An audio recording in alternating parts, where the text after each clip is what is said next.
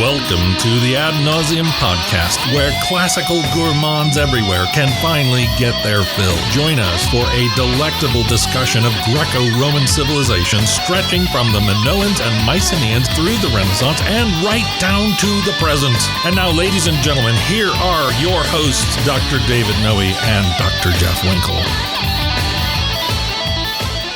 Welcome to the Ad Nauseam podcast, episode 79. My name is Dr. David C. Noe. I'm here in the Vomitorium West. Yes. With my good friend and co-host, Dr. Jeffrey T. Winkle. How are you, Jeff? I'm doing all right. We're kind of suffering through, I think what they call around here, second winter. Second winter. We had fall, spring, and now we got second winter. But we're not into smarch. Not smarch, yeah. No, we had some lousy smarch-like weather, but we're not into smarch yet. Yes. Right. No.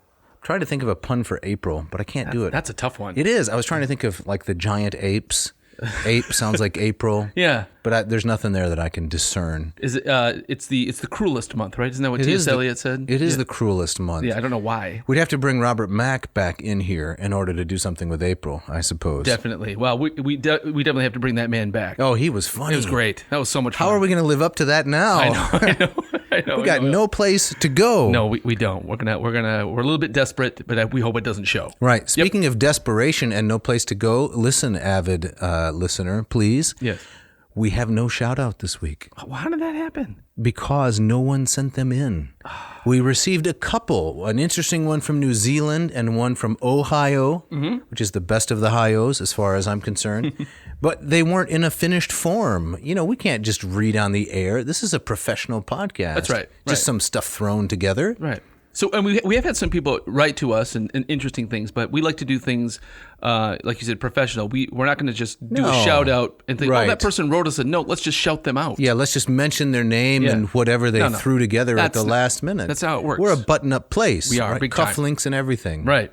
So cravats. Are you wearing your cravat? I'm wearing my Lenny cravats. Or is it cravat? Cravat. That's what it is. Okay. I don't even know what that is. The cummerbunds. Yeah.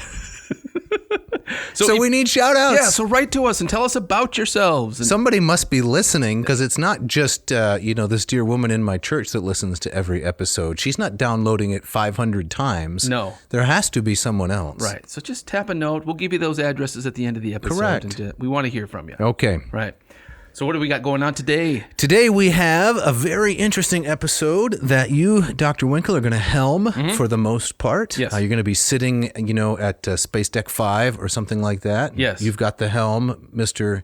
Winkle. Yes. And we're going to be talking about the assassination of Julius Caesar. Yes. Because we're approaching the we're approaching the calends of April. Right. We're late to this one. That's right. Right. But that's okay. We're still recording this, we're nearing Smarch. But That's right. When this airs, it'll probably be April, right? Yes, here's a reference let me drop. The beginning of the Gorgias. Yes. Right? Plato's Gorgias. Late to the battle, early to the feast. That's us. That is. We're late. We're late with Caesar, but we've got some good material to share with you today. That's right. And we got an opening quote, don't we, Jeff? You want to read that for us? We do. This comes from a book called Rubicon, from one of my favorite kind of popularizers. Yeah. Have you read this? I have not. This is the guy that stars in the Spider-Man movies, isn't it? Well, Tom Holland is his name, right? Okay. Right. I didn't know he wrote Roman history, too. I'm such a classics nerd that when I heard that name Tom Holland, the actor, yes, the first thing I thought of was, oh, the guy that writes these popular Roman history books. Yeah, right? And now he's swinging through the streets of Metropolis or Gotham, or I don't know. Right. I like picturing the young Tom Holland writing this, what I'm about to read. Well, he's probably a man of many talents. Maybe eventually he will get into classics, and we can read his musings on Caesar's assassination. And I have to think Tom Holland, the author here, has probably experienced a little bit of a bump on Amazon, right? Oh, yeah. People are looking for the Spider-Man movie, say, well, that book looks interesting. Right. And then they say probably much as you did, I can't believe Spider-Man wrote this. That's right. He's probably putting Tom Holland, the actor's picture on the book jacket. He'd be dumb not to. Right. As endorsed by Tom Holland. Yes, right? yes. All right, so let's have the opening quote from Rubicon. Yes, so he writes, every civil war cuts through families and friendships, but Roman society has always been especially subtle in its loyalties and contemptuous of brute divisions.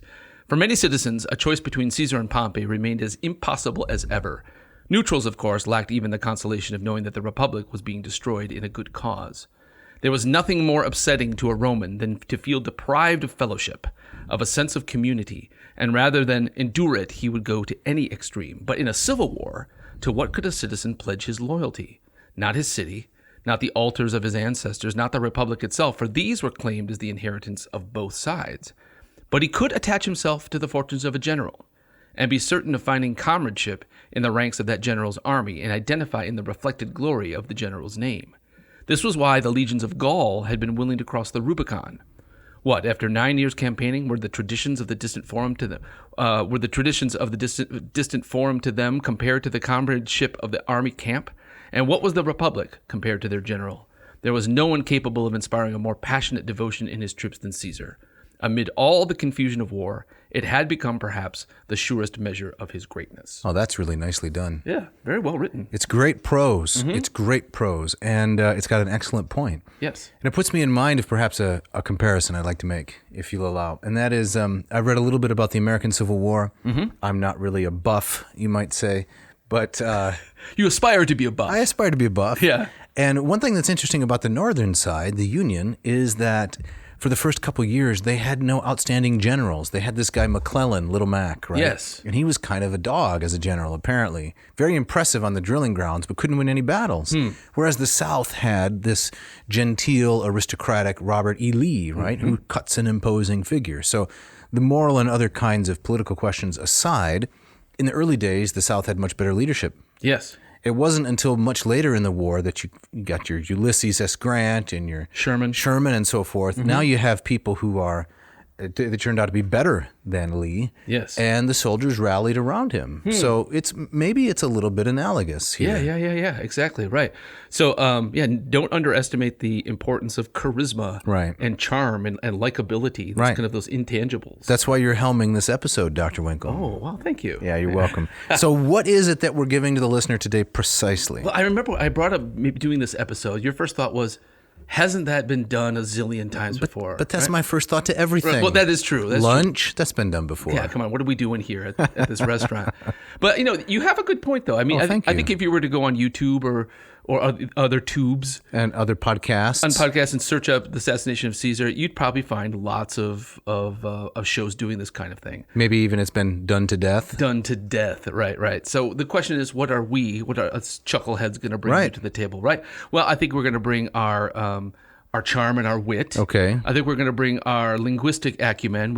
How many podcasts covering the deaths of Caesar are actually reading some Latin or Greek? Some Dio Cassius, some Plutarch. Yes. Digging down into the details, you might say. Exactly right. So I think very few of those other podcasts are talking about the various sources that tell the story. They're just going to tell it as if it was like it's coming out of some novel. So it's not going to be like the student that we took to Eleusis many years ago, who said, if I see another old thing, another old rock, I'm going to puke. I'm going to puke, right. It's not like that. No. But I would say that if you're one of those listeners that's starting to feel a little bit nauseous, right?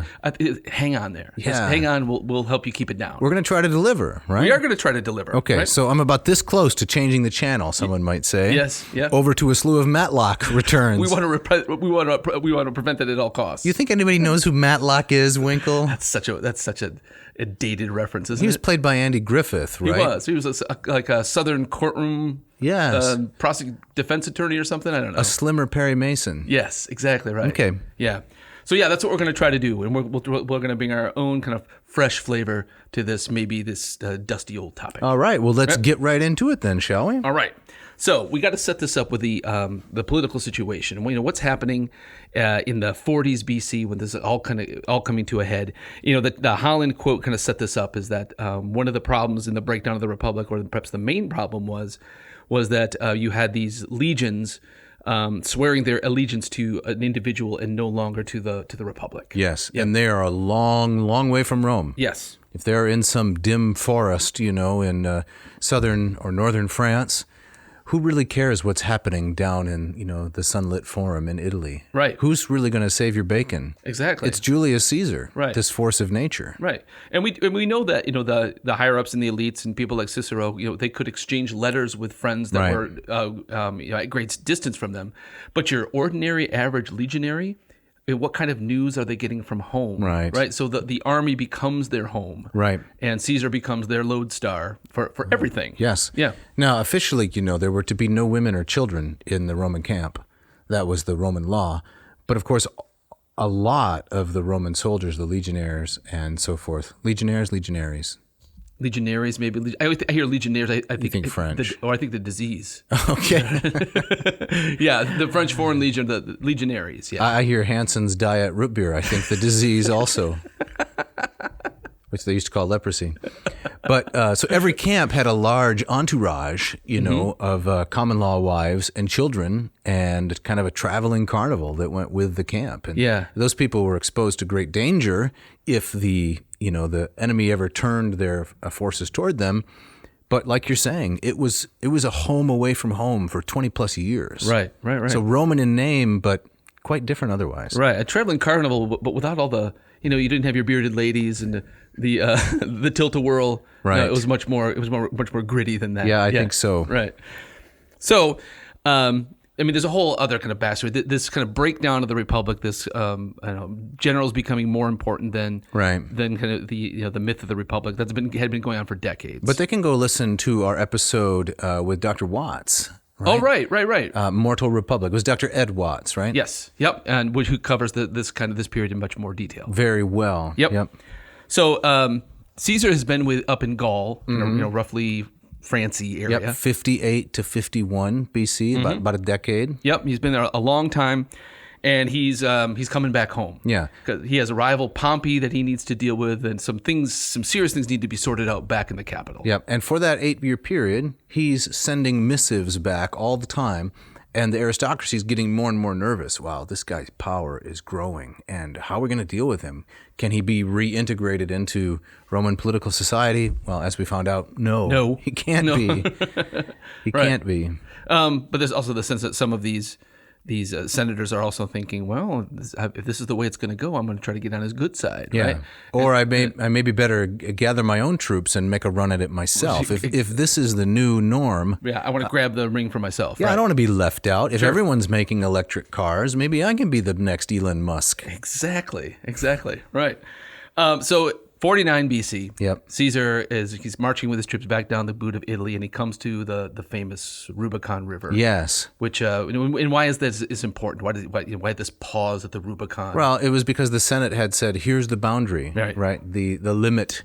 Kind of like an extension of the pomerium, right? You might think, I know you don't, but the listener might think pomerium is a kind of a wax you might take out of a little tin can and spread it across your hair so you can look like George Clooney. Exactly, right, Dapper Dan. Right, but no, pomerium is the specific limit past which no arms were permitted. So it's a weapons-free zone within the city of Rome. You can't take any arms into that spot. It's sacred. Yes. And so I'm not saying this is technically what the Senate did, because it's not, but we can see it like that. Here is the extended pomerium. It goes all the way out to the Rubicon.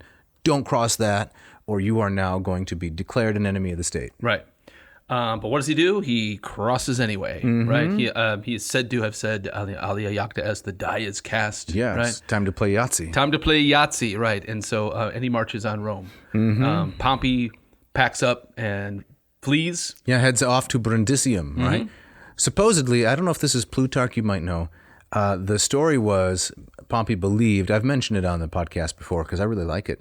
Pompey believed he was so popular, if he stamps his foot, all of Italy will rise up in his defense. Well, Pompey kept stamping, and nobody's coming. No, he was doing like an Irish an Irish dance, right? That's right. It was river dance. He was river dancing all over the place. Nothing was happening. Because he seriously overestimated his popularity and support. Classic political error. Yep. If the people aren't with you, you're done, no matter what you think about yourself. Exactly right. So he hightails it. Yep. He ultimately winds up in the east. And the Senate goes with him. Yes. Goes off to Brundisium, but Caesar, with his lightning Caleritas, sweeps down there and blockades the harbor. Right. And he barely gets away to the Greek side, to Dyrrhachium. Right.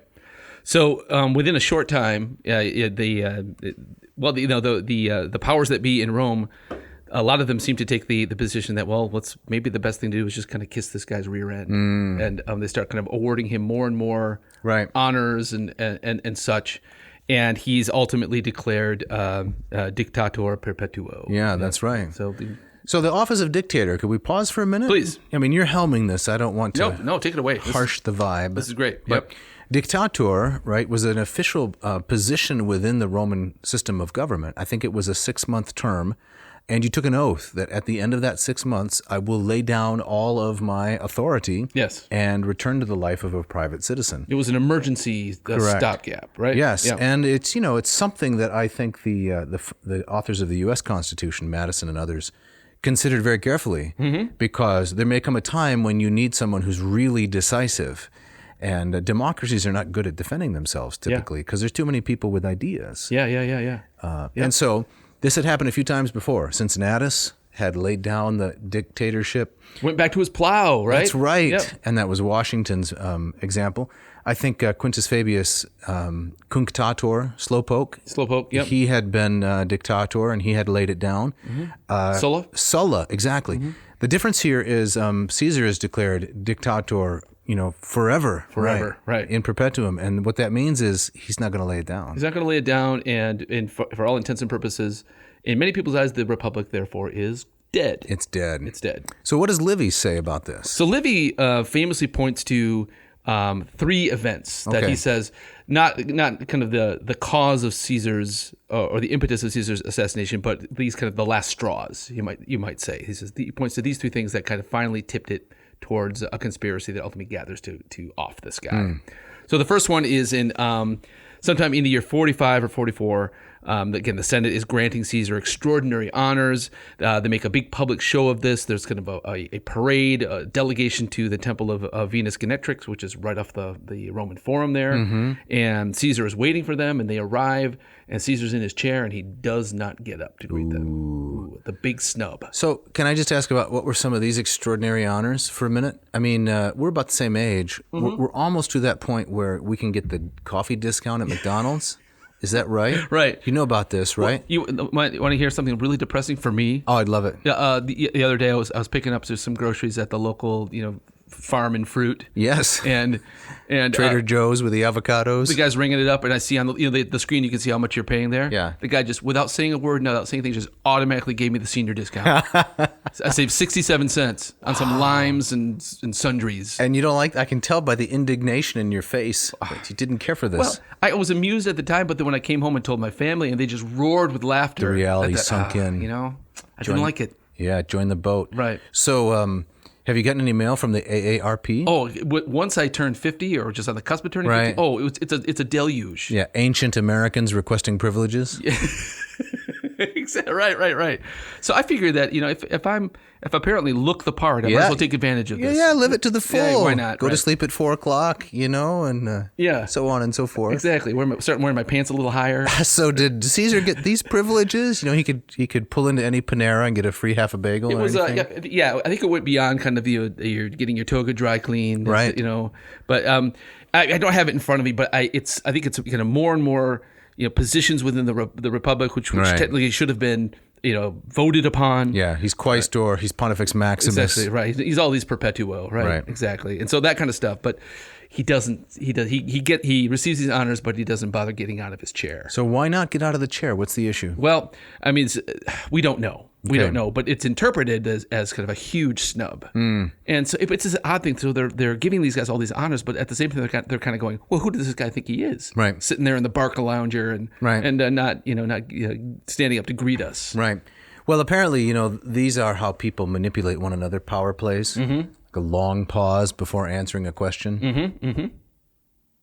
Just like that. And also sometimes if someone walks into a room, you remain seated, right? Because I'm the important one. I'll sit down. I'll make you stand, right? Yes. So Caesar's playing these mind games, I guess. Right. And it's working. It's working. But it comes off on the page. It's so petty. Yeah. But such is the nature of these things. Of power. Right? Yeah. Sure. And sometimes big things can turn on small dimes. Exactly. Right. So what's the second thing? So the second Livy thing mentions. So also in roughly the same era, maybe early in 44, some of the tribunes in the within the government, they discover that there's a statue of Caesar on the rostra in the forum, the speaking platform, and somebody has planted a crown, a diadem on top of it. So, somebody wants to see Caesar king. Right. And the term rex is nefas, right? Yes, right. You're not supposed to say it. It's forbidden. Right. Right. And so the tribunes order it removed.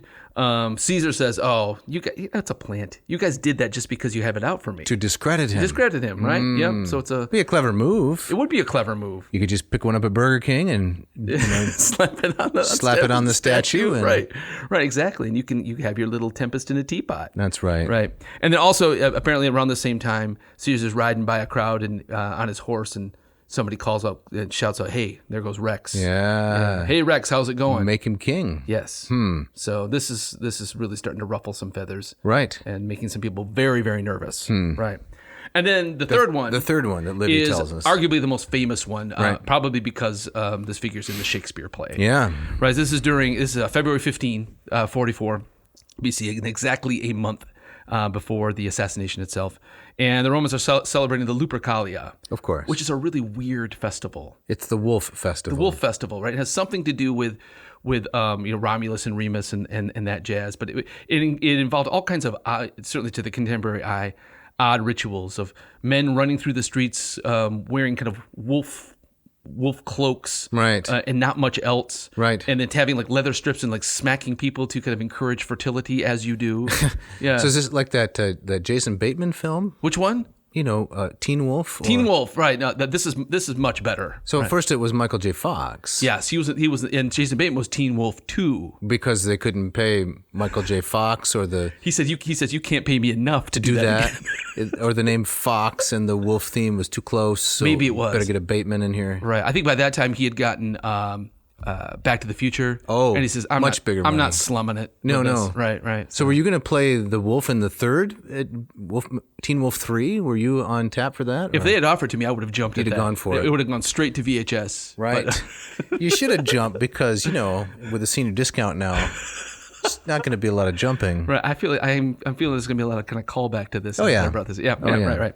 So right. So yeah, it's kind of weird. There's weird slapping Right. odd things, and then but it all kind of ends with a big to do down by the rostra in the forum where the crowds are gathered, and Caesar's there, and Mark Antony, Of course. famously climbs on the rostra and has a diadem, and he makes a show of kind of trying to put it on Caesar's head. Right. And he says, no. Caesar refuses. Refuses 3 times apparently, and saying, only Jupiter is king. And Antony claims he says, no, I'm just acting on behalf of the people. Right. They want this, and so Caesar refuses. But is it all just a show? Right. And I think one of the things that is I think because of the kind of the Shakespearean formality that's applied to this scene is that Antony was one of these wolf guys, these kind of wolfman, mostly nude guys running around. A lycanthropist. Yes, and so picture that jumping up on the rostra. No thanks. Rostra. So we got a kind of a mostly nude Anthony offering the crown. Right. You don't see that in the stage productions. No, you don't. No, you don't. Right. So these 3 events together then suggest that Caesar, for all of his bashfulness about this, is like he has no respect for the Senate. Right. They're calling him rakes. He doesn't think it's a big deal. It is a big deal, and it's just a matter of time before he kind of formally says, okay, Dictator Perpetua becomes rakes with a capital R. Yeah. So it's going to be precipitating a crisis. Yep. So when I first come to grad school, I had a pretty standard view of Caesar and his motives and so forth. Republic good, empire bad. Yes.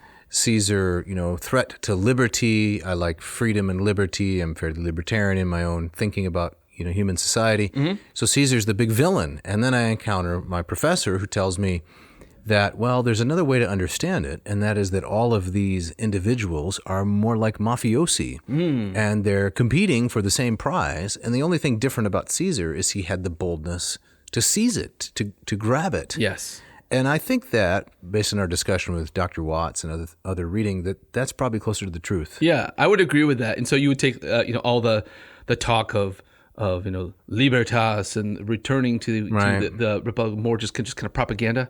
On behalf of the Republican Yes. heroes, Yeah. with maybe the exception of Cicero. Okay. Well, he as we'll learn, he was left out of kind of the Right. of the big move. Yeah, because he couldn't keep a secret, apparently. Is that what it was? He was too talkative. Too chatty? He was texting everybody, right? What would the abbreviation be? It'd be like CJC, Gaius Julius Caesar. Yeah. TBK, to be killed, something like that. He'd be on a group text. That's right.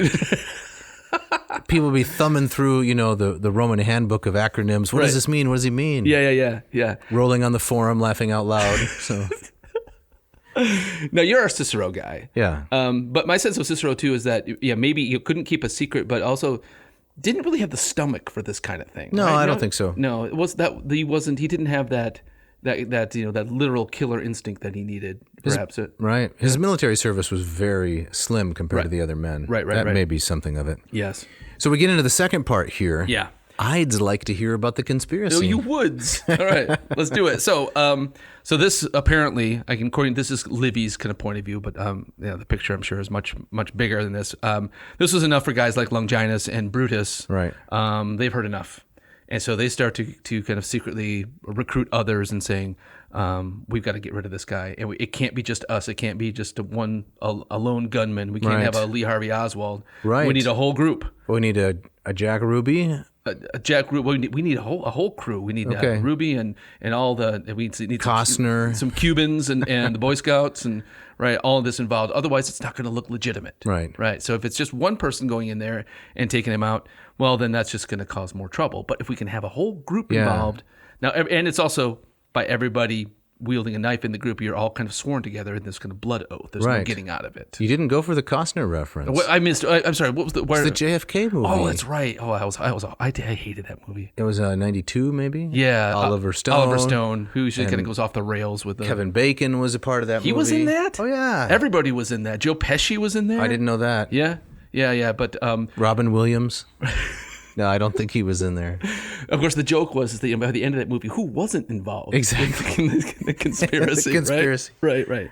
But the party line is, we have to do this because the Republic must be saved. Right. And then Brutus, of course, he traces his family lineage back to an earlier Marcus Brutus, who overthrew the tyrant king. 509 BC. Yep, the end of the monarchy. He and Collatinus, the setting up of the consulate. Yes. With the death of Lucretia. Exactly. So there seems to be a lot of symbolic weight placed on Brutus's shoulders. And he's also fairly close to Caesar. I mean, there's those rumors that circulated that he was actually maybe even Caesar's son. Yeah, Kaisutechnon. Yes. Even Euclid. Yeah, right. Yeah, who knows? It makes for a great tabloid. Absolutely. I think it's Calpurnia. I think Calpurnia. Is Brutus's mother. Right. With whom Caesar had a dalliance. Yes, he did. So what's the paternity? Who knows? It was too early for 23andMe, right? Yeah, or Maury Povich, you are the father, right? Yeah.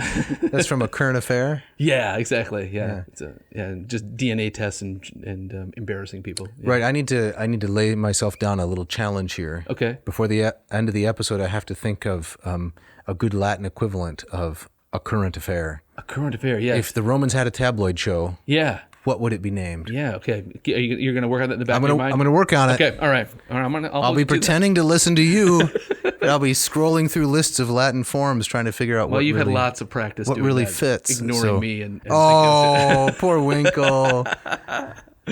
It's the senior discount thing. Is it? It's I'm lashing out. I'm projecting. It's this lousy March weather, right. I would say. So they gather together a fairly large group of people are saying, yeah, I'm in. But questions about, what do we do with Cicero? What do we do with Mark Antony? Where does he stand in all of this? And so, Cicero too talkative. I also read that some people thought he was too old. He was in his 60s by this point. He couldn't wield a dagger. Couldn't wield a dagger. Right. Dagger would come up and just scratch Caesar's toga, something like that. I can't picture Cicero, with dagger in hand. No. But in Antony too, he was Caesar's right hand man. For all these years. Out there with the legions, and he's young, he's 39, and nobody's exactly sure where his allegiances lie. They seem to be pretty strongly with Caesar. Cicero was only 50 at the time of the assassination. Oh, he was only 50. He was younger than you are now. See, now you're just rubbing it in. Back to the grocery store. He wasn't even eligible for the dry clean discount. No, he wasn't. Gosh. Ridiculous. But time is of the essence. Time is of the essence. It's got to happen now because they learn that Caesar is planning his next campaign. And he's going to go out east and he's going to leave on March 18th. Okay. And this would be one of these campaigns where he'd likely be gone for years, right? Gathering, getting more treasure, getting richer, getting more popular. Right. And so they say, if we're going to do this, we got to do this now. So for his terminus, it's a terminus antiquem. It is a terminus antiquem. Very Right. good. Yes. Thank you. Right. Is that Latin? Yeah, very funny. Yeah. And so the question was, okay, we've got less than a month. Right. When are we going to do this? Where are we going to do this? Yep. They got to get it planned out. Yep. And there was no Slack, right? No. Or other kind of work-based app that they could have used. Nothing. No Zotero, no Google Keep. No. How are they going to put this all together? I don't know exactly. They don't have WhatsApp and Right. exactly that because of course Cicero gets on that group text. You're done. The whole thing blows up. Right. So there was the first idea, which is actually my favorite, just because it's so kind of ridiculous and cinematic, is that maybe they'd ambush him when he's walking on the Via Sacra, and they at a particular bridge they'd gang rush him and push him over the bridge into the water. And down in the water, I guess with their togas hiked up over their knees, you have a bunch of guys waiting with daggers, and they stab him to death in the river. You ever try to do anything in a river or in the water generally? Right? It just turns into a splash fight. It's impossible. That's right. Have you ever accidentally gone into the water fully clothed? Accidentally? Well, I mean, you're horsing around with your buddies. Right. For you, a long, long time ago, and someone throws you into the water, and Yeah. you still got your pants and your sweatshirt on. Yeah, you're not doing anything. It's impossible. It's impossible, right? So this is a terrible idea, Right. Because one of these guys is going to slip. Right. He's going to his toga soaked. He's going to be complaining, right? So it was good that they didn't do this. This river mud is never going to come out. Another idea was maybe at a gladiatorial game. This is appealing. Which it's a little rowdy already. Correct. And you see people carrying weapons around. It's not going to raise any attention. Any red flags. Caesar goes and picks up some juji fruits, maybe. Right, exactly. Grab him. Get him right there at the concession. Right. So I know about 100 years from, just under 100 years from now, Caligula is ambushed on his way down to the Circus Maximus. That's right. Right. So about 41, I think about 41. 41, exactly. Right. Yeah. So ultimately, we do hear about Caesar's being murdered at the games. Right. But this was also thought to be maybe too public, too crazy, too hard to control. There's too many factors. Well, you don't know what's going to happen next. Right. The crowd seems really to have loved Caesar. Antony may have been exaggerating. I do this for the sake of the people, but he wasn't completely off the mark. They seem to really love all the largesse he showered on them. Exactly, right. And so I think that's one of the most fascinating things about this story is just how badly Brutus and the crew misread the situation. They had no idea the reaction they were going to get. And then, the business of Caesar's will, all the stuff that's read publicly and all the stuff that he bequeathed to the people in terms of money and land. It's like Caesar had almost planned this. Like, if I go down, right, I'm ruining everybody else. I'm ruining everybody else. And he does. Yeah. It is brilliant. Yep. Absolutely brilliant. So what do they settle on? Because we're coming up on the break here. Yep. What do they settle on? So they're going to do it at a Senate meeting, right? So they can. It's more, a tightly enclosed place. They can kind of control the situation. They can do it out of the public eye. Everybody that's in the conspiracy can be involved and have wield a dagger. And there's one last Senate meeting scheduled before his departure, and they say this is the perfect time and the perfect place. And Caesar's wife gets a dream. She does. Don't go down to the forum. Don't do it. She sees him. She sees him dead in this dream, and says this is bad. And she ultimately, it seems, according to the sources, convinces him that this is a bad idea. And Caesar just thinking, I don't want to see those guys anyway. Right. He sends a messenger off. Meeting canceled. Can't we just do a Zoom call? Right. Exactly. Yeah. Can't the Senate meet over Zoom? It's be so much easier. Right. What would his background be? In his yeah. What do you put behind him? Gaul, there? probably. Probably Gaul. Something Gauly. Right. Yeah. Just Vercingetorix, surrendering. Surrendering. Exactly. Something like that. Yeah. Right. Calzone. I don't know. Calzone. Like a big pile of calzone. So the conspirators panic now. Say, okay, if he cancels the Senate meeting, we're done. What are we doing? Because he's leaving for the East in 3 days. And so they send Decimus is his name. They send him over, and he's the one who kind of shames Caesar into coming. He says, really? You're going to listen to your wife's dream? Right. That's what's holding you back? What kind of a man are you? Exactly. And he kind of maybe tweaks Caesar where it hurts. Mm-hmm. And so Caesar says, fine, I'll go. And he makes his way. And that was the lethal decision. That was the lethal decision. And we'll get to that, the particulars of that part of the story after the break.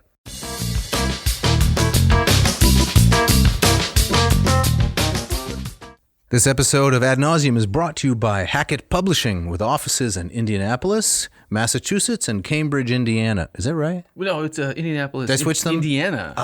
Cambridge, Massachusetts. Got it. Right. Hackett for 50 years now has been bringing exactly what to the reading public, Dr. Winkle? All kinds of great stuff. Well, pick one out and tell us about just one. They have been reliable purveyors of translations of ancient works, all corners of the classics, but also in many other areas of academia.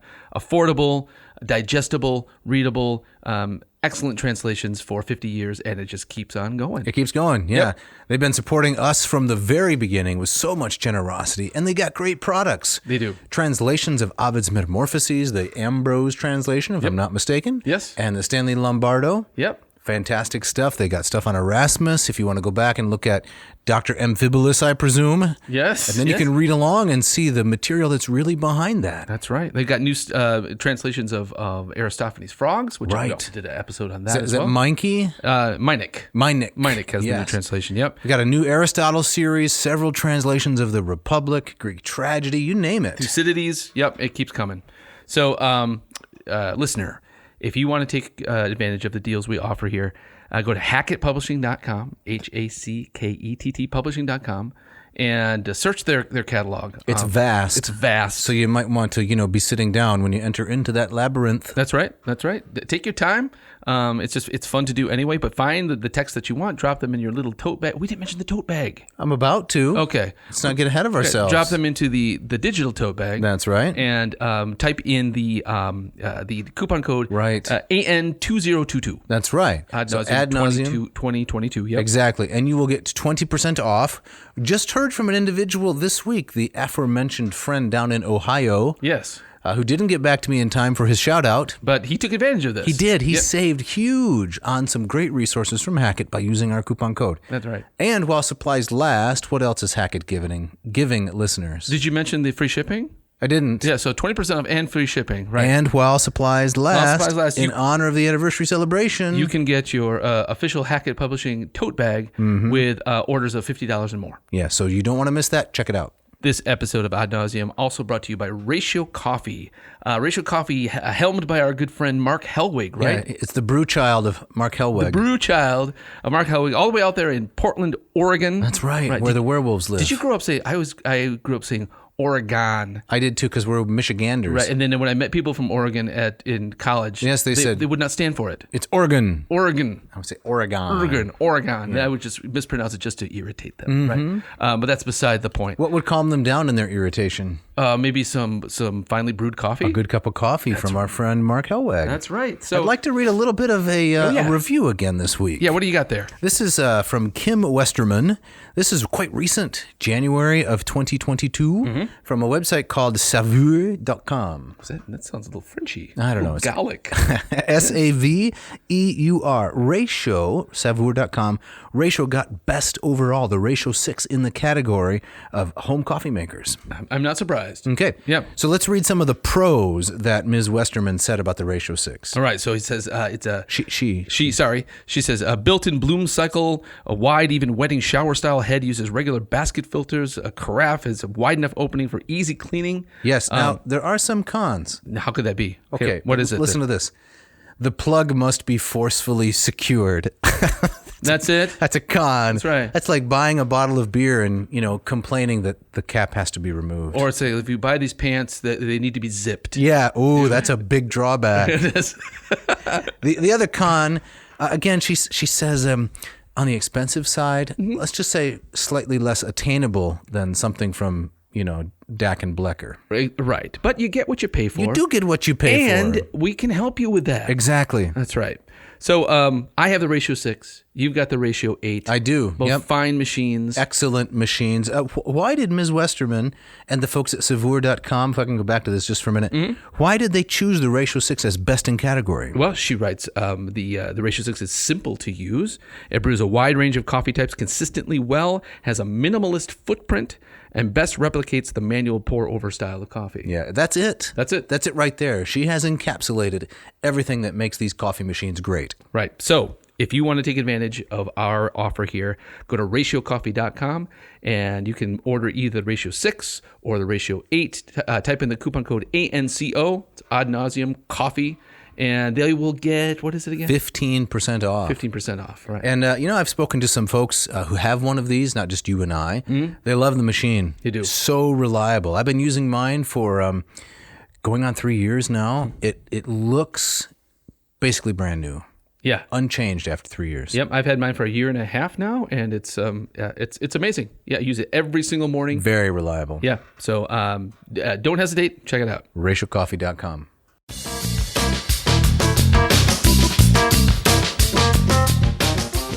All right, now as we get back into it this afternoon, Jeff, where are we going next in the story of Caesar's assassination? Well, we're gonna talk a little bit at first about what's arguably one of the most famous dates in not just Roman history, but in world history. That's You're right. The Ides of March, right? So I thought it'd be. This is something these other podcasts aren't going to cover. You're feeling a little defensive. A little defensive. I feel like I feel like we have to bring it. Okay, right? all right. But what the heck is an Ides? Yeah, right? so this is like the D-Day, right? It's yes. a Roman D-Day. Yes, exactly. So, but what does that even mean? I remember Okay. once playing Scrabble with a friend, and my friend tried to play the word Ide. I said, "What's an Ide?" I said, "Well, it's the singular of Ides." Yeah, I don't said, think no, so. No. Right. No, the Ides You is. tried that out on you?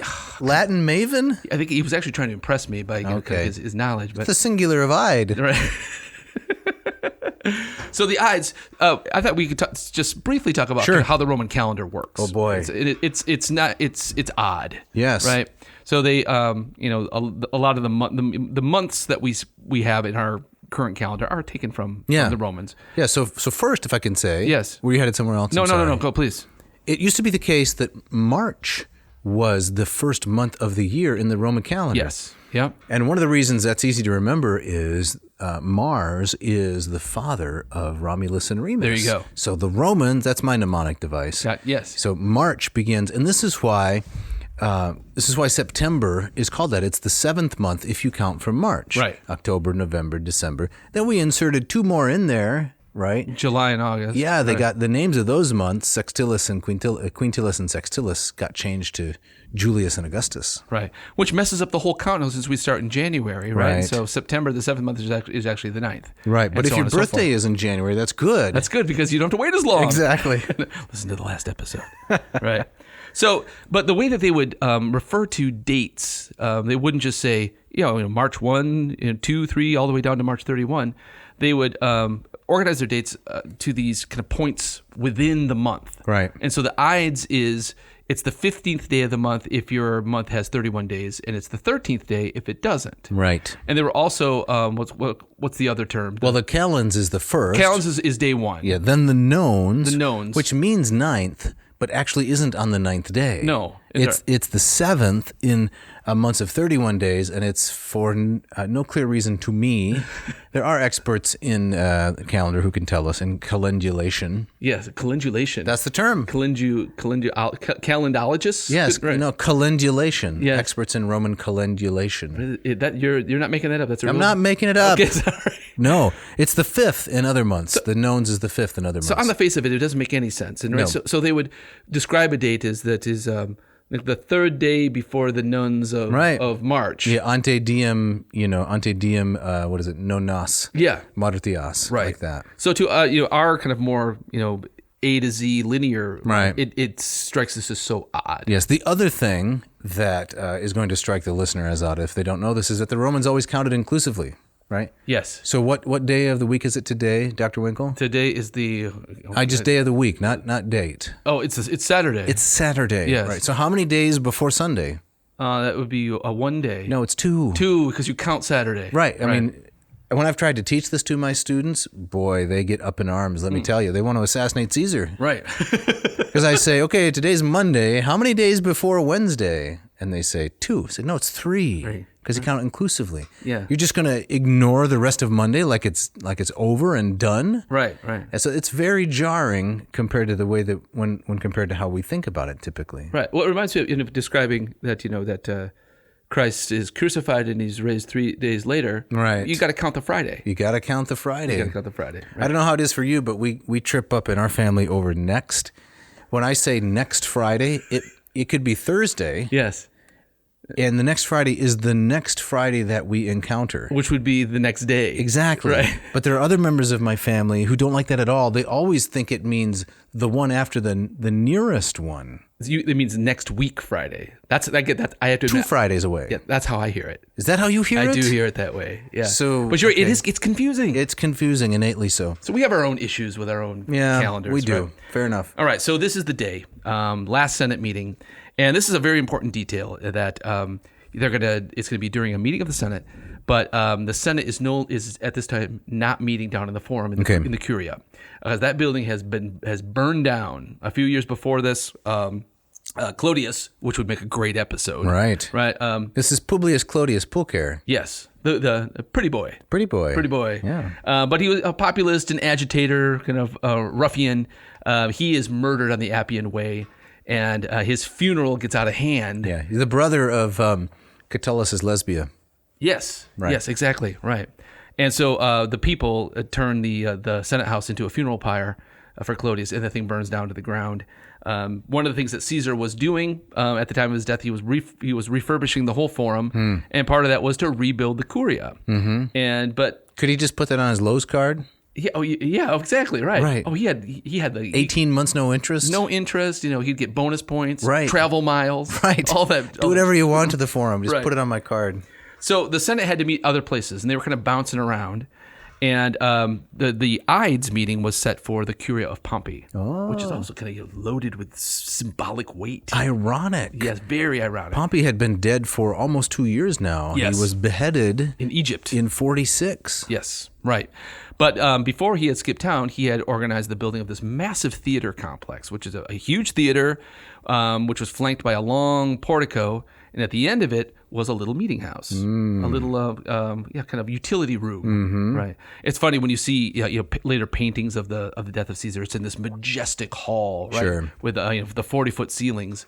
But this was not like that at all. This was like a rec room. This was a very small place where they had to pack themselves in. So they played some bumper pool while they were waiting for Caesar to show up. Maybe a little foosball. Right, exactly right. Can you imagine the tense games of foosball while they're waiting around? That would have been really tense because if this goes south, they're all dead. Yeah, in an hour. Exactly. Right. And all of them were dead eventually. Yes. Yeah. But I imagine the tension waiting. For him. And then as we were talking before the break about he's not coming at all. Right. What are we going to do? Right. Now a very important detail. We were talking about the Pomerium early on, the boundary within the city of Rome, which you were not allowed to be armed. Right. The theater of Pompey and the Curia, kind of built on the Campus Martius, which is now starting to be built up at this point, outside of that boundary. So the senators carrying daggers would, again, not have raised perhaps eyebrows, right, as it would if you were downtown in the Forum. Now, did they have to go through TSA? Get frisked to out? Get into that spot? They didn't. This was just a little Swiss Army knife. You ever lost a Swiss Army knife at TSA? I don't have a Swiss Army knife. You knife. have more sense than that. Yeah. Well, I don't have one either, but I used to. you went through TSA with your Swiss Army knife? What were you thinking? It was just a tiny little jackknife. Right. I wanted to cut an apple, at my destination, and it's gone. Well, the problem is you were hiding it in your shoe. No, I wasn't. No. We talked about nephos. Yeah. Right? You never say the word rakes in the city of Rome. It's taboo. Yeah. There are certain things you never say on your way through TSA. Of course, or at customs, right? Exactly. Yeah. So they're waiting in the Curia. And also on the same day, there were some gladiatorial games going on in the theater itself. This also reminds me of at the end of the Odyssey, where the murder of the suitors is perhaps kind of masked by, they kind of pretend there's a wedding going on. Right. So maybe that music will drown out the noise. Is that Godfather 1 or 2, where all the murders take place? Spoiler alert if you haven't seen those movies. Yeah. But all the murders take place while there's a wedding in the church. Yeah, the coordinates. That's the original Godfather. That's number 1. Yes, exactly. All right. Yeah, which the 50th anniversary of that film this year. Wow. Crazy. One of my all-time favorites. As produced by Hackett, right? Produced by Hackett, yes. And so there was also thought that maybe the gladiators would, if things went south, maybe they could use them for protection. Yeah. But who knows? Okay. So the conspirators are waiting. So Caesar's coming from the Forum, right? And he's living in the Domus Sacra down there, right? The sacred house. So one of Caesar's titles was the Pontifex Maximus, and so one of the perks is you could live in the Domus Sacra. in the sacred house downtown. Right. So so as we said, Calpurnia has this dream and says, you're gonna die. Don't go. And so he decides not to. He's going to cancel the meeting. Decimus shows up and says, what kind of man are you? And he says, fine, I'm coming. I'm going. Right. So now here's a detail. Again, you're not going to get on another podcast. Okay. All right. So I went into Google Maps. You did. And I kind of traced the route. And how far is it? It's about exactly 1 mile. It's 1 mile for Caesar to walk from the Domus Sacra down to the Rondes Yes, a brisk, maybe 15-minute walk. All right. Yeah, going from the Domus Sacra to the Curia. Okay. And so on the way, famously, again, this is in the Roman histories, but it's most famous from Shakespeare. Because of Shakespeare. Right. So the soothsayer Spurinna, who's been warning him about the Ides. Right. And Caesar kind of sees him and mocks him and says, hey, look at the calendar. I'm fine. And you can't cheat fate. You can't, right? That's the rule of oracles, right? It has to come true. If you're going to get the discount, you're going to get the discount. Exactly right. I'm surprised Caesar didn't know this, or maybe that's his hubris. That think, I'm the one man. I'm above fate. I'm above fate. So yeah. And Spurinna says, yes, the Ides have come, but they have not yet gone. Right? The day ain't over yet. Right. And so he comes to the Curia. Antony comes along. There's some of the senators, some of the conspirators have been charged with kind of, stop him up on the porch, engage him in small talk. Ask for an autograph. Ask for an autograph and say, where do I get that wolf suit that you were wearing the other day? What's the coffee like in Gaul? Right, exactly. And so, what kind of small talk would they have made with Antony? No, were they delaying Antony? They delayed. I missed that detail. Yeah, so Antony's he's coming, and so he's not in on this, right? Right, so they got to keep him out. So that they're making small talk with Antony. Okay. Right? So maybe they're talking about the Lupercalia. Yeah, right? What was it like to work with Liz Taylor? Right, right, exactly right. Yeah. So and then Caesar makes his way in, and here's where I think we should turn to the text. I'm for it. Let's do that. So there are 3 main sources that tell the story of the assassination itself. We have Suetonius, and we have Plutarch, and we have Cassius Dio. Okay. And so would you be so good as to read some Latin from Suetonius? I would love to. Please. This is the Life of the Divine Julius, section 82. Yep. Is this part of the De Vitis Caesarum, the Lives of the Caesars? Yes, exactly. All right, the 12 Caesars. Accidentum conspirati specie officii circumsteterunt, illicoque Cimber Tilius, qui primas partes susceperat, quasi aliquid rogaturus proprius accessit, re ventique et gestu in alia tempus differenti abutroque umero togam ad prehendit, dende clamantem, ista quidem vis est, alter e cascis versum vulnerat Paulum infra jugulum, Caesar cascae brachium ardreptum graphio traiecit, conatusque proselire alio vulnera tardatus est, utque animat vertit undique, se strictis pugionibus peti, toga caput abualuit, simul sinistra manu sinum ad ima crura deduxit, quo honestius caderet etiam inferior corporis parta velata. That's the most important stuff right there, right? Right. Yes, exactly. Very, very good. Let me read the translation. Let's hear it. And I'm blanking on the translator. This is from the Loeb edition. It's Joseph Gavoris, right? Oh, yes. We got it right in our notes here, man. Sorry, Joseph Gavoris. You did such good work, you didn't even realize it. All right. So this is how Mr. Gavoris translates it. As he took his seat, the conspirators gathered about him as if to pay their respects. And straightway Tilius Cimber, who had assumed the lead, came near as though to ask something. When Caesar with a gesture put him off to another time, Cimber caught his toga by both shoulders. As Caesar cried, "Why, this is violence!" Which is I don't like that translation. That the ista quidem vis est. It doesn't kind of. What would be better there? I mean, something a little bit more. I think like get your hands off me. Something. Yeah, that's what it is. Or that's an unexpected turn.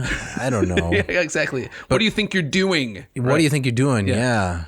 So back off, Jack. But why? This is violence. One of the cascas stabbed him from one side just below the throat. Does it matter which casca? Do you have a favorite casca? You've seen one casca, you've seen them all, I say. That's right, exactly. One of the cascas did this.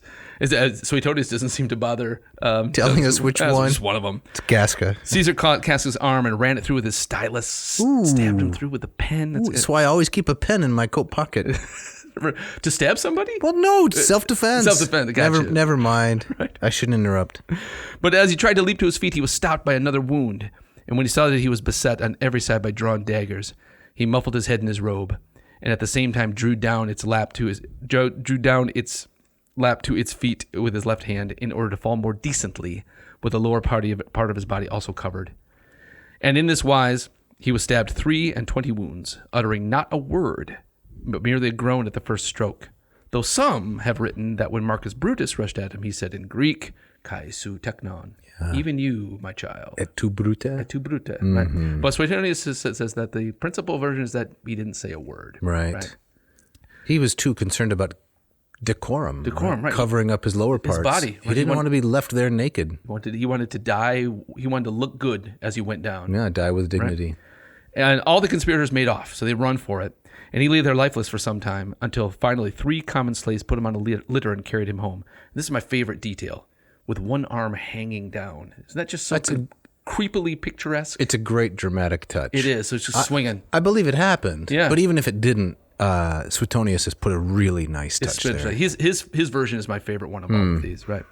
And so, and of so many wounds, none, in the opinion of the physician Antistius, would have proved mortal except for the second one in the breast. So all of these wounds were non-fatal except for the one that got him in the heart. I'm no doctor, not of that kind at least. Right. But 22 wounds, you're going to be okay. Right. It's the 23rd one. That last one. In the second, yeah. That's what did him in. Maybe some of the conspirators didn't plunge things in as wholeheartedly as others. Maybe. Right, exactly. It's got to be a hard thing to do. You got to imagine a lot of these guys freaked out at that moment, right? Well, the momentous nature of what they're doing. Right. And that what Tillius Kimber there, the guy that starts it, what it says, he caught his toga by both his shoulders. It's like that. It almost reminds me of like a hockey player's move. You get the person's jersey over the other guy's head, so you can just kind of just beat the life out of him. I don't watch a lot of hockey, but it can get very violent. Do you watch some hockey? I'm not a huge fan, but okay. But I can never understand the icing call. I couldn't explain. I don't know what people have explained it to me before. It's something about the puck not getting out in front. When I hear icing, all I can think of is cookies. Is cookies and cake? Exactly. Right. So I'm lost. Exactly. But I understand there are finesse players. Yes. And then there are brutes. There are brutes, right. The brutes have to protect the finesse players and attack the finesse players on the other team. Yes. That's what the brutes do. Something like that. Mm-hmm. So somebody told you you're about to get 10 minutes for icing? Would you say all right. All right. I may need 12. How many cookies are we talking about? Exactly, right. I'll take 20. Right. The next account. Some Plutarch's Life of Caesar. This is a translation from Bernadette Perrin. You want to read this one? Yeah, I'll read a little bit of this. Okay. Life of Caesar, section 65. So the affair began, and those who were not privy to the plot were filled with consternation and horror at what was going on. They dared not fly, that's archaic, escape, nor go to Caesar's help, nay, nor even utter a word. But those who had prepared themselves for the murder bared each of them his dagger, and Caesar, hemmed in on all sides, whichever way he turned, confronting blows of weapons aimed at his face and eyes, driven hither and thither like a wild beast. That's got to be, well, this is Greek, so I was going to say it's hook et illuc, but it's Latin. Was entangled in the hands of all, for all had to take part in the sacrifice and taste of the slaughter. Therefore Brutus also gave him one blow in the groin. Ooh. And it is said by some writers that although Caesar defended himself against the rest, and darted this way and that, and cried aloud when he saw that Brutus had drawn his dagger, he pulled his toga down over his head and sank, either by chance or because pushed there by his murderers against the pedestal on which the statue of Pompey stood.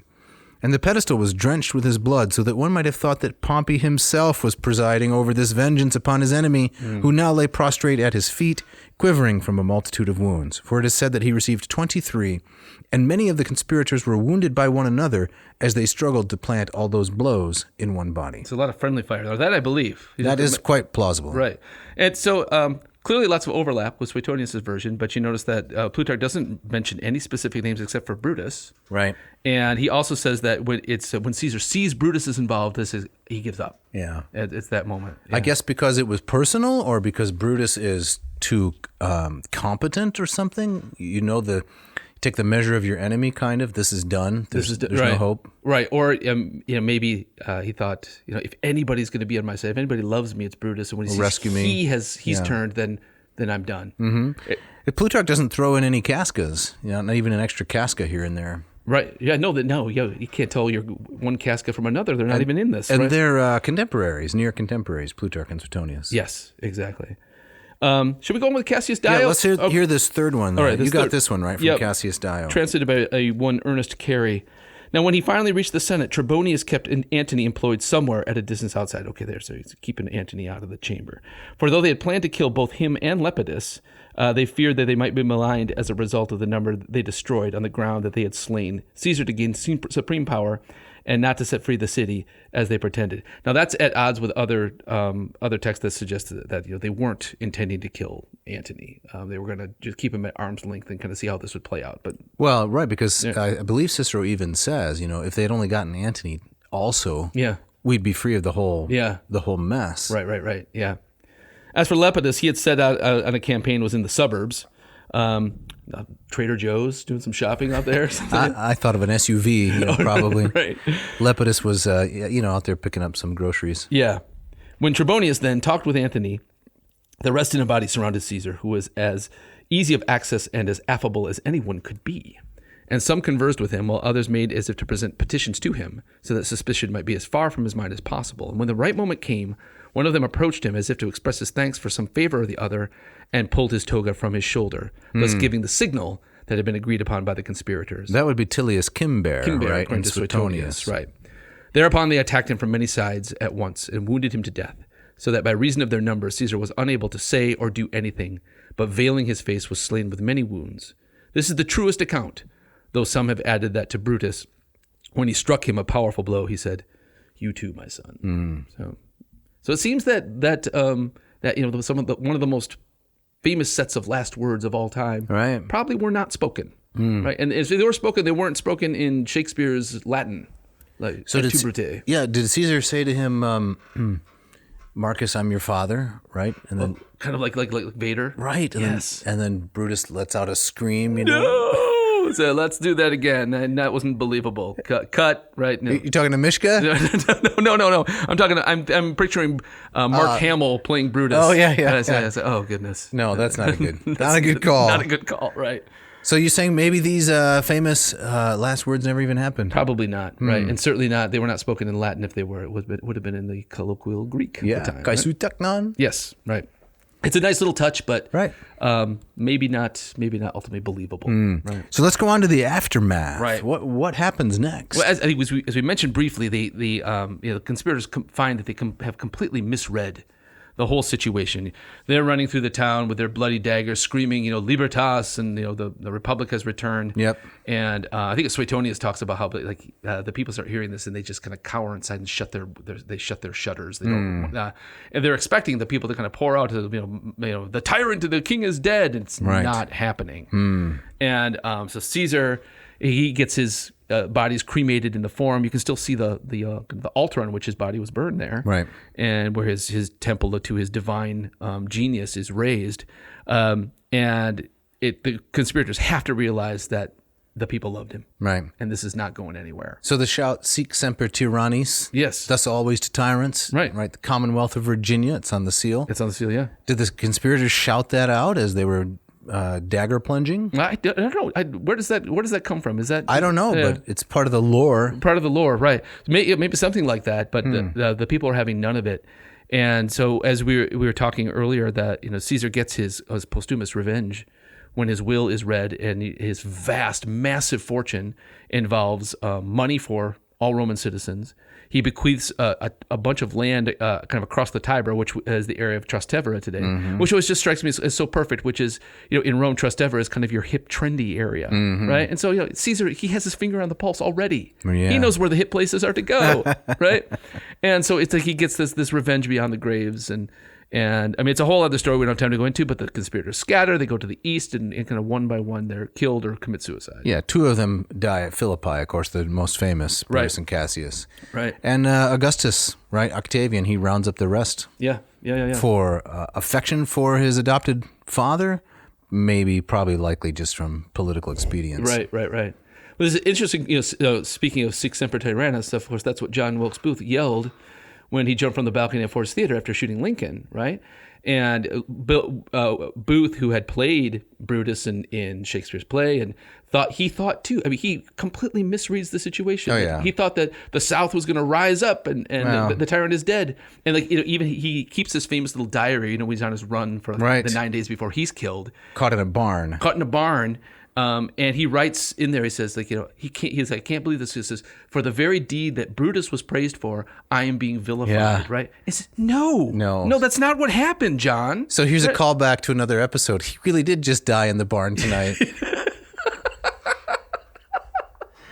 A fascinating story. It is. We should find a way. I mean, I'm certainly no expert in Americana, but we should find a way to deal with that episode on some future podcast. Yeah. Because Booth and the comparison to classical norms. Yes. Yeah, right. The best book that I've read about Booth is actually called American Brutus. Ah, fascinating. It's wonderful. Yeah.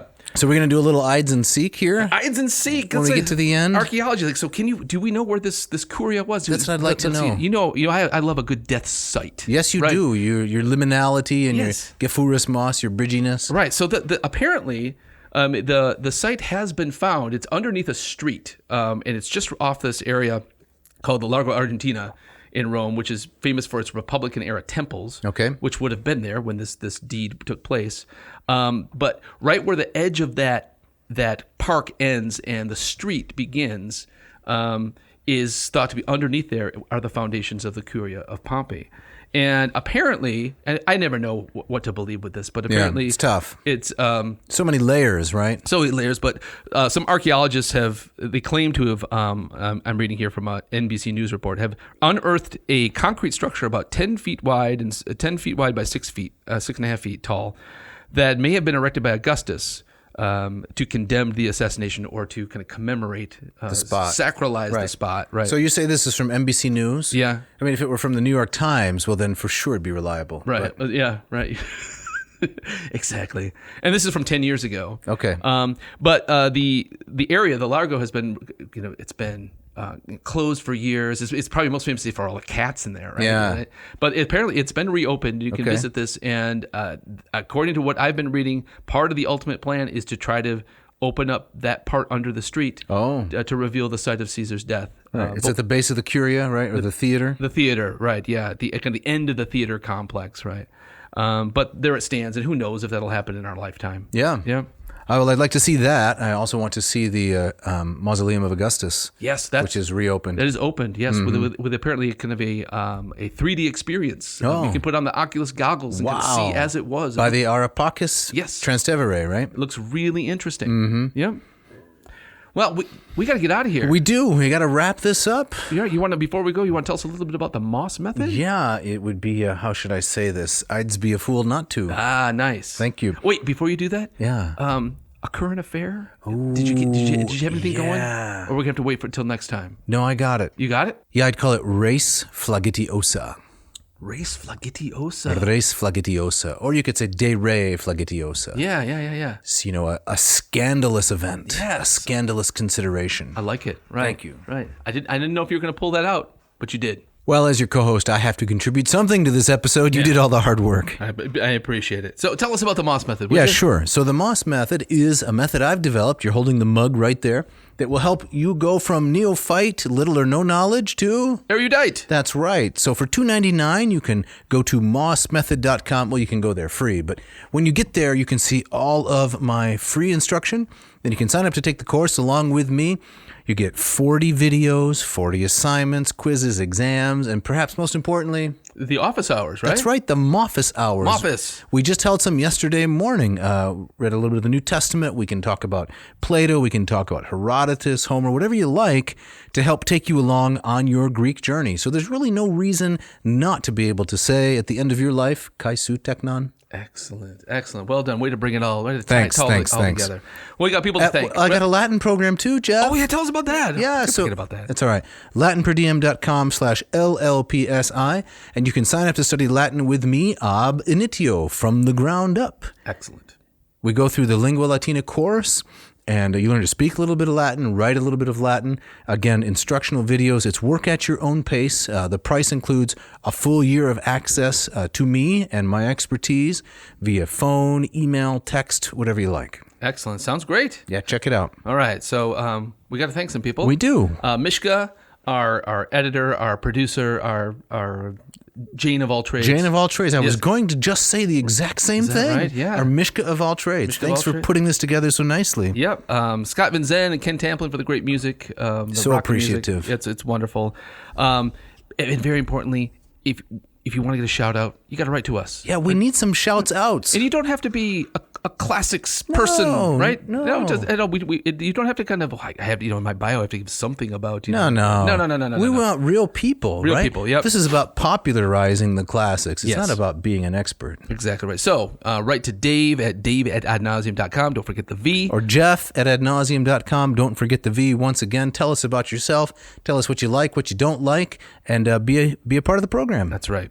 Hey, Dave, what do we got going on next week? Yeah, Jeff, what are we going to do? I think we're going to cover the mottos of colleges and universities, the Latin mottos. Remember when we did that, What's a Motto with You? Yes. So this is going to be What's a Motto with You too. That's correct. Yeah. Universities and colleges. This is going to be a lot of fun. Where did they come up with their Latin names for things? And, what do we think about these places we visited? Right. And what maybe better ideas for better models that we can come up with. Yeah, it's like a road show, right? You may be a graduate of some college or university, so we're going to visit your little suburb there and talk about your motto. That's right. And I believe, Dave, you have the gustatory parting shot? I do, and I love this. That's because I think that understatement is... I was going to say really funny. I should probably say understatement is not altogether unamusing. There you go. Right. This comes from Suzanne Collins, whom... Author of The Hunger Games, right? I think she's a novelist, Yes, right? yep. Yeah. Have you read The Hunger Games? I have. Okay. Yep. So Suzanne Collins says, you ready for this? Lunch makes me feel a bit better. That's just waiting to be engraved somewhere. Thanks for listening. Thank you.